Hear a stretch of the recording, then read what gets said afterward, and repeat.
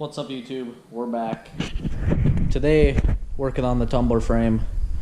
I think today we're gonna work on cross bracing for here in this front section, and then cross bracing on the large rear section, and maybe doing one here today too. All depends on how much time I got. I got some things coming up, but we'll just do what we need to today, and if not, it'll just be another day, but it's just going to be the same video for you. So it doesn't really matter. I think the plan is I'm going to try and cut the pairs all at the same time, so I don't have to do it all again like I did this mess. It wasn't bad, but it's always just kind of annoying doing things the second time. But so yeah, we're gonna start doing cross bracing there. We're gonna start there. We'll do this one, and then eventually we'll end up on that guy. Sweet. Time lapse.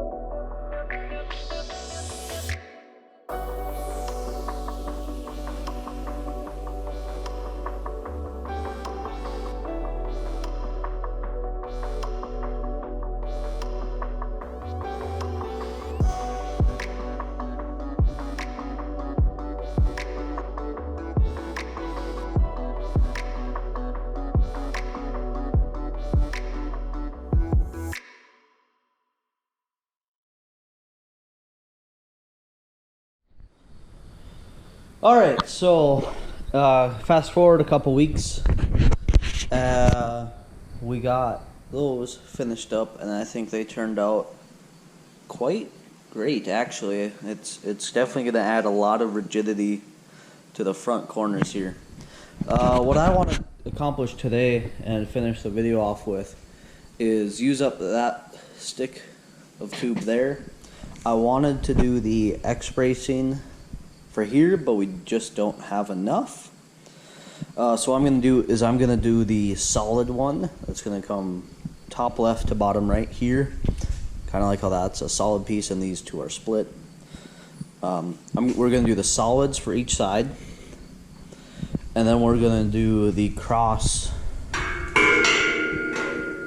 you know, the diagonals from that corner to this. That'll finish off the, I'm gonna call them the deck. I don't know what else to call them. I'm gonna call them the driver deck and the passenger deck. And then all we need left is the dash. Once we figure out how deep that's gonna be, I'm gonna guess we can get by with probably 6 inches. And then we just do some horizontals and some diagonals or something. But yeah, today we're gonna try and figure out these weird angles because it's all 18 degrees this way. Plus we need to do the compound cuts here. It's gonna be a challenge, but I think if I just take it slow enough, we can figure it out. But yeah, I'm gonna start with the easy ones. I'm gonna start up here just because it's nice and easy. Get me back in the mind of thinking of angles and trigonometry. But we're gonna start with that.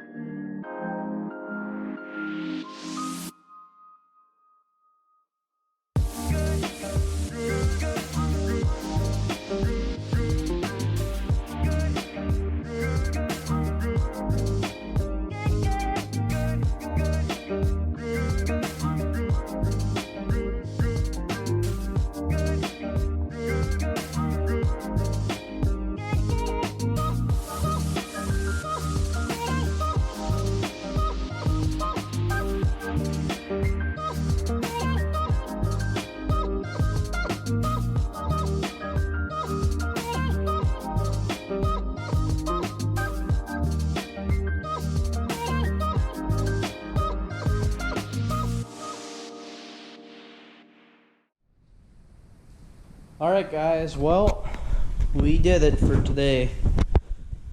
Started off, got that done. I decided to put the little bit I cut out here into here because I wasn't able to get into that tight acute angle. So I just decided why not throw more there, and I'll put a little end piece. So that'll be nice and solid.